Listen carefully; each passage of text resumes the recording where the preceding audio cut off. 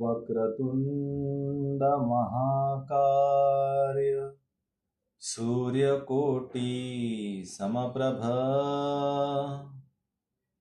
निर्विघ्नं कुरु मे देव सर्वकार्येषु सर्वदा कर्पूरगौरं करुणावतारम् संसारसारं भुजगेन्द्रहारं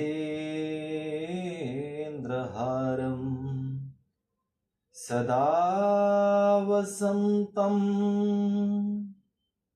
हृदयारविन्दे भवं भवानी सहितं नमामि। शान्ताकारं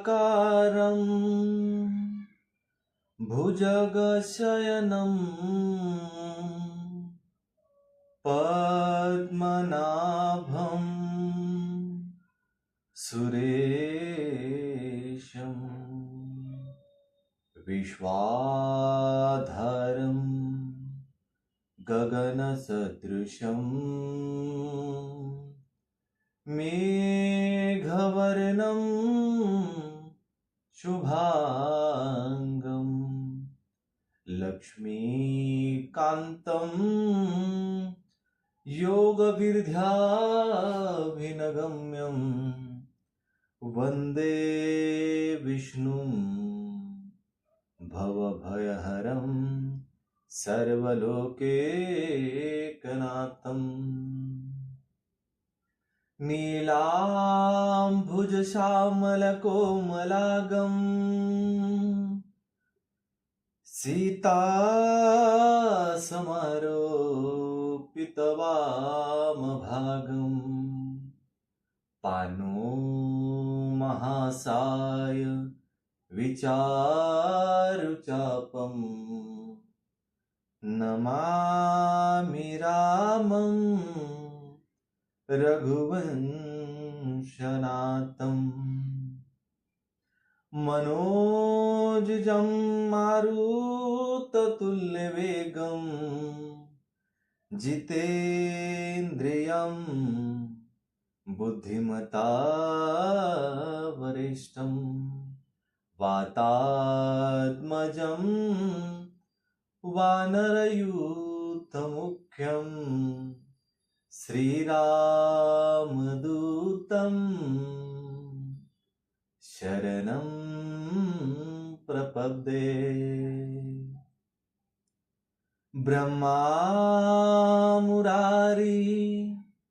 त्रिपुरान्तकारी भानुशशी भूमिसुतो बुधश्च गुरु च शुक्र शनि राहुकेतवः सर्वे कुर्वन्ति मम सुप्रभातम्। गुरुर्ब्रह्मा गुरुर्विष्णु गुरुर्देवो महेश्वरा गुरुर्साक्षात् परब्रह्म तस्मै श्री गुरवे नमः। सर्वे भवन्तु सुखिनः सर्वे सन्तु निरामया सर्वे भद्राणि पश्यन्ति मा कश्चित् दुःखभाग् भूयात्। ॐ शान्तिः शान्तिः शान्तिः। हरे रामा हरे कृष्णा कृष्णा कृष्णा हरे हरे हरे रामा हरे कृष्णा कृष्णा कृष्णा हरे हरे हरे रामा हरे कृष्णा कृष्णा कृष्णा हरे हरे हरे रामा हरे कृष्णा रामा रामा हरे हरे हरे रामा हरे कृष्णा कृष्णा कृष्णा हरे हरे हरे रामा हरे कृष्णा हरे रामा हरे कृष्णा कृष्णा कृष्णा हरे हरे कृष्णा कृष्णा हरे हरे हरे रामा हरे कृष्णा कृष्णा कृष्णा हरे हरे हरे रामा हरे कृष्णा कृष्णा कृष्णा हरे हरे हरे रामा हरे कृष्णा कृष्णा कृष्णा हरे हरे हरे रामा हरे कृष्णा कृष्णा कृष्णा हरे हरे हरे रामा हरे कृष्णा कृष्णा कृष्णा हरे हरे हरे रामा हरे कृष्णा कृष्णा कृष्णा हरे हरे हरे रामा हरे कृष्णा कृष्णा कृष्णा हरे हरे हरे कृष्णा हरे रामा रामा रामा हरे हरे हरे कृष्णा हरे रामा रामा रामा हरे हरे हरे कृष्णा हरे रामा रामा रामा हरे हरे श्री गणेशाय नमः श्री सरस्वती नमः श्री सांब सदा शिवाय नमः ॐ परमात्मने नमः सियावर रामचंद्र की जय पवन सूत हनुमान की जय उमापति महादेव की जय जय जय श्री राधे श्याम। पिछले भाग में हमने विदुर जी के प्रश्न यह कथा सुनी। इस कथा में विदुर जी ने श्री मैत्रेय ऋषि से जो प्रश्न किए हैं उसके बारे में हमने सुना है। अब इस भाग में हम ब्रह्मा जी की उत्पत्ति कैसे हुई यह कथा अपने हरि उद्योग के सेवन के इस चैनल के माध्यम से सुनेंगे। तो आइए कथा में प्रवेश करते हैं। सच्चिदानंद रूपाय विश्व उत्पत्त्यादि हेतवे तापत्रय विनाशाय श्री कृष्णाय वयं नुमः। यं प्रव्रजन्तमनुपेतं पेतकृत्यं द्वैपायनो विरह कातर आजुहाव पुत्रेति तन्मयतया तरोभिनिदुस्तं सर्वभूतहृदयं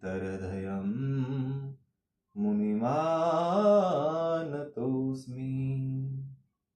नैमिषे सुतमाशिनं भिवाद्य महामतिम् कथा अमृतरसास्वाद कुशलः सौनको ब्रवीत। सचेत आनंद रूप भगवान श्री कृष्ण को मैं कोटि कोटि प्रणाम करता हूँ। वासुदेव सुतं देवं कंस चाणूरमर्दनं देवकी परमानंदं कृष्णं वन्दे जगद्गुरुं। कृष्णं वन्दे जगद्गुरुं। श्री गणेशाय नमः। श्री सरस्वतेय नमः।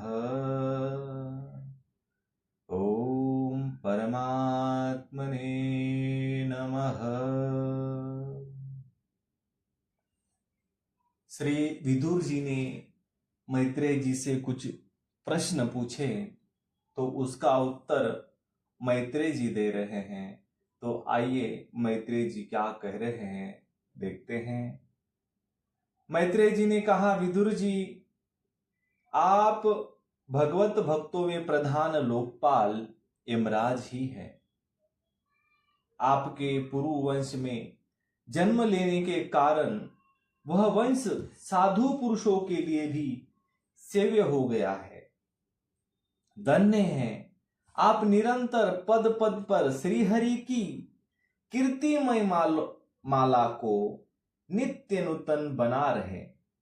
अब मैं शूद्र विषय सुख की कामना से महान दुख को मोल लेने वाले पुरुषों की दुख निवृत्ति के लिए श्रीमद् भागवत पुराण प्रारंभ करता हूं, जिसे स्वयं श्री संकर्षण भगवान ने सनकादि ऋषियों को सुनाया था। अखंड ज्ञान संपन्न आदिदेव भगवान संकर्षण पाताल लोक में विराजमान थे। सनत कुमार आदि ऋषियों ने उनसे परम पुरुषोत्तम ब्रह्म का तत्व जानने के लिए उनसे प्रश्न किया। उस समय शेष जी अपने आश्रय स्वरूप उन परमात्मा की मानसिक पूजा कर रहे थे, जिनका वेद वासुदेव के नाम से निरूपण करते हैं। उनके कमलकोश सरीखे नेत्र बंद थे। प्रश्न करने पर सनत कुमार आदि ज्ञानी जनों के आनंद के लिए उन्होंने अध खुले नेत्र से देखा। सनत कुमार आदि ऋषियों ने मंदाकिनी की जल से भीगे अपने जटा समूह से उनके चरणों की चौकी के रूप में स्थित कमल का स्पर्श किया, जिसकी नागराज कुमारियां अभिलषित वर की प्राप्ति के लिए प्रेम पूर्वक अनेकों उपहार सामग्रियां से पूजा करती हैं। सनत कुमार आदि उनकी लीला के मर्मज्ञ है। उन्होंने बार बार प्रेम गदगद वाणी से उनके लीला का गान किया। उस समय शेष भगवान के उठे हुए सहस्त्रों फन किरीटों की सहस्त्र सहस्त्र श्रेष्ठ मणियों की छिटकती हुई रश्मियों से जगमगा रहे थे। भगवान संकर्षण ने निवृत्ति परायण सनत कुमार जी से यह भागवत सुनाया था, ऐसा प्रसिद्ध है। सनत कुमार जी ने फिर इसे परम व्रतशील सांख्ययन मुनि को उनके प्रश्न करने पर सुनाया। परमहंसों में प्रधान श्री सांख्यायन जी को जब भगवान की विभूतियों का वर्णन करने की इच्छा हुई, तब उन्होंने इसे अपने अनुगत शिष्य हमारे गुरु श्री पराशर जी को और बृहस्पति जी को सुनाया। इसके पश्चात परम दयालु पराशर जी ने पुलस्त मुनि के कहने से वह आदि पुराण मुझसे कहा, वत्स, श्रद्धालु और सदा अनुगत देखकर अब वह पुराण मैं तुम्हें सुनाता हूं। सृष्टि के पूर्व यह संपूर्ण विश्व जल में डूबा हुआ था।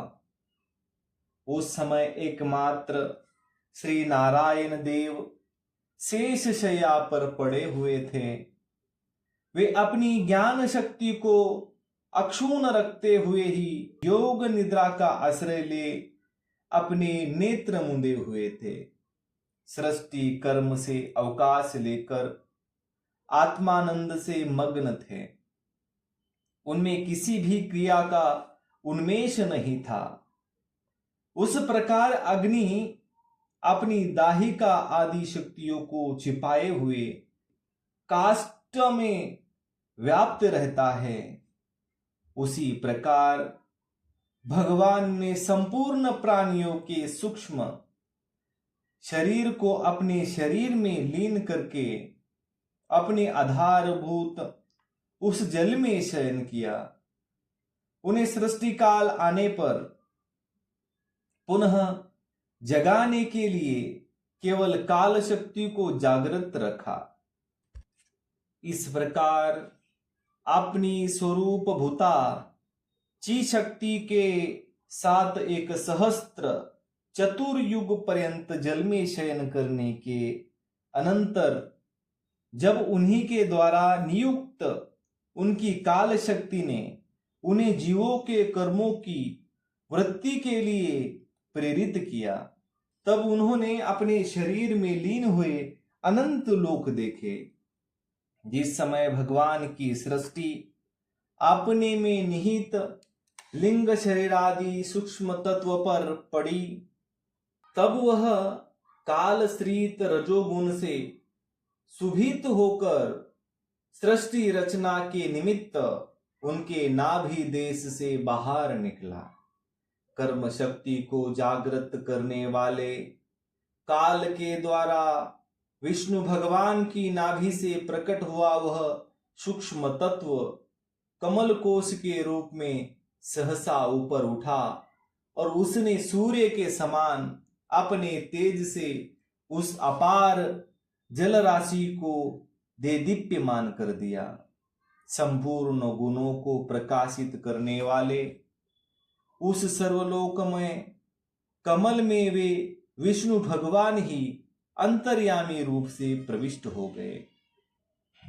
तब उसमें से बिना पढ़ाए कि ये स्वयं संपूर्ण वेदों को जानने वाले साक्षात वेद मूर्ति श्री ब्रह्मा जी प्रकट हुए, जिन्हें लोग स्वयंभू कहते हैं। उस कमल की कर्णिका में बैठे हुए ब्रह्मा जी को जब कोई लोक दिखाई नहीं दिया, तब वे आंखें फाड़कर आकाश में चारों ओर गर्दन घुमाकर देखने लगे। इससे उनके चारों दिशाओं में चार मुख हो गए। उस समय प्रलयकालीन पवन के थपेड़ों से उछलती हुई जल की तरंगमालाओं के कारण उस जल राशि से ऊपर उठे हुए कमल पर विराजमान आदि देव ब्रह्मा जी को अपना लोक तत्व रूप कमल का कुछ भी रहस्य न जान पड़ा। वे सोचने लगे, इस कमल की कर्णिका पर बैठा हूं मैं कौन हूं? यह कमल भी बिना किसी अन्य आधार के जल में कहां से उत्पन्न हो गया? इसके नीचे अवश्य कोई ऐसी वस्तु होनी चाहिए जिसके आधार पर यह स्थित है। ऐसा सोचकर वे उस कमल की नाल के सूक्ष्म छिद्र में होकर उस जल में घुसे, किंतु उस नाल के आधार को खोजते खोजते नाभि देश के समीप पहुंचे जाने पर भी वे उसे पा न सके। विदुर जी, उस अपार अंधकार में अपने उत्पत्ति स्थान को खोजते खोजते ब्रह्मा जी को बहुत काल बीत गया। यह काल भी भगवान का चक्र है जो प्राणियों को भयभीत करता हुआ उनकी आयु को क्षीण करता रहता है। अंत में विफल मनोरथ हो वे वहां से लौट आए और पुनः अपने आधारभूत कमल पर बैठकर धीरे धीरे प्राणवायु को जीतकर चित्त को निसंकल्प किया और समाधि से स्थित हो गए। इस प्रकार पुरुष की पूर्ण आयु के बराबर काल तक अर्थात दिव्य 100 वर्ष तक अच्छी तरह योग अभ्यास करने पर ब्रह्मा जी को ज्ञान प्राप्त हुआ। तब उन्होंने अपने उस अधिष्ठान को जिसे वे पहले खोजने पर भी नहीं देख पाए थे अपने ही अंतःकरण में प्रकाशित होते देखा। उन्होंने देखा कि उस प्रलयकालीन जल में शेष जी के कमल नास सदृश गौर और विशाल विग्रह की शैया पर पुरुषोत्तम भगवान अकेले ही लेटे हुए हैं। शेष जी के 10,000 फन छत्र के समान फैले हुए हैं। उनके मस्तकों पर किरीट शोभायमान है। उनमें जो मनिया जड़ी हुई है उनकी कांति से चारों ओर का अंधकार दूर हो गया है। वे अपने श्याम शरीर की आभा से मकरत मणि के पर्वत की शोभा को लज्जित कर रहे हैं। उनकी कमर का पित्पट पर्वत के प्रांत देश में छाए हुए सायंकाल के पीले पीले चमकीले मेघों की आभा को मिलन कर रहा है। सिर पर सुशोभित स्वर्ण मुकुट स्वर्णमय शिखरों का मान मर्दन कर रहा है। उनकी वनमाला पर्वत के रत्न जलप्रपात औषधि और पुष्पों की शोभा को परास्त कर रही है तथा उनके भुजदंड वेददंड का और चरण वृक्षों का तिरस्कार करते हैं। उनका वही श्री विग्रह अपनी परिमाण से लंबाई चौड़ाई में त्रिलोकी का संग्रह किए हुए है।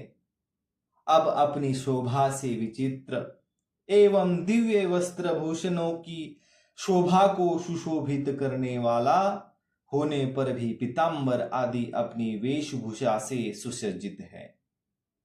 अपनी अपनी अभिलाषा की पूर्ति के लिए भिन्न भिन्न मार्गों से पूजा करने वाले भक्तजनों को कृपा पूर्वक अपने भक्त वांछाल कल्पतरु चरण कमलों का दर्शन दे रहे हैं, जिनके सुंदर अंगुली दल नख चंद्रिका से अलग अलग स्पष्ट चमकते रहते हैं।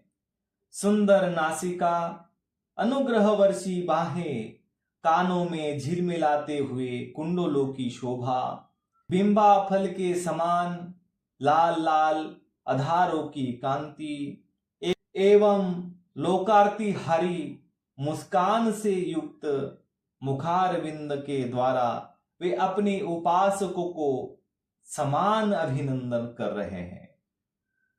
वत्स उनके नितंब देश में कदम्ब कुसुम की केसर के समान पित्त वस्त्र और स्वर्णमयी मेखला सुशोभित है तथा वक्ष स्थल में अमूल्य हार और सुनहरी रेखा वाले श्रीवत्स चिन्ह ही अपूर्व शोभा हो रही है। वे अव्यक्त मूल चंदन वृक्ष के समान है। महामूल्य केयूर और उत्तम उत्तम मानियों के सुशोभित उनके विशाल भुगदंड ही मानो उनकी सहस्त्र शाखाएं हैं। और चंदन के वृक्षों में जैसे बड़े बड़े सांप लिपटे रहते हैं उसी प्रकार उनके कंधों को शेष जी के फनों ने लपेट रखा है। वे नागराज अनंत के बंधु श्री नारायण ऐसे जान पड़ते हैं मानो कोई जल से घिरे हुए पर्वतराज ही हो। पर्वत पर जैसे अनेकों जीव रहते हैं, उसी प्रकार वे संपूर्ण चराचर के आश्रय है। शेष जी के फनों पर जो सहस्त्रों मुकुट है, वे ही मानो उस पर्वत के सुवर्ण मंडित शिखर है, तथा वक्ष स्थल में विराजमान कौस्तुभ मणि उसके गर्भ से प्रकट हुआ रत्न है। प्रभु के गले में वेद रूप भौरों से गुंजायमान अपनी कीर्तिमयी वनमाला विराज रही है। सूर्य, चंद्र, वायु और अग्नि आदि देवताओं की भी आप तक पहुंच नहीं है, तथा त्रिभुवन में बेरोक टोक विचरण करने वाले सुदर्शन चक्र आदि आयुध भी प्रभु के आसपास ही घूमते रहते हैं। उनके लिए भी आप अत्यंत दुर्लभ है। तब विश्व रचना की इच्छा वाले लोक विधाता ब्रह्मा जी ने भगवान के नाभि सरोवर से प्रकट हुआ वह कमल, जल, आकाश, वायु और अपना शरीर, केवल ये 5 ही पदार्थ देखे। इनके सिवा और कुछ नहीं दिखाई न दिया। रजोगुण से व्याप्त ब्रह्मा जी प्रजा की रचना करना चाहते थे। जब उन्होंने सृष्टि के कारण रूप केवल ये 5 ही पदार्थ देखे, तब लोक रचना के लिए वस्तुक होने के कारण वे अचिंत्य गति श्री हरि में चित्त लगाकर उन परम पूजनीय प्रभु की स्तुति करने लगे। तो आज के लिए इतना ही। कर्पूर गौरम करुणावतारम संसार सारम भुजगेन्द्रहारम सदा वसंतं हृदयारविंदे भवं भवानी सहितं नमामि। सियावर रामचंद्र की जय, पवन सूत हनुमान की जय, उमापति महादेव की जय। जय जय श्री राधे श्याम। शेष चर्चा अगले भाग में।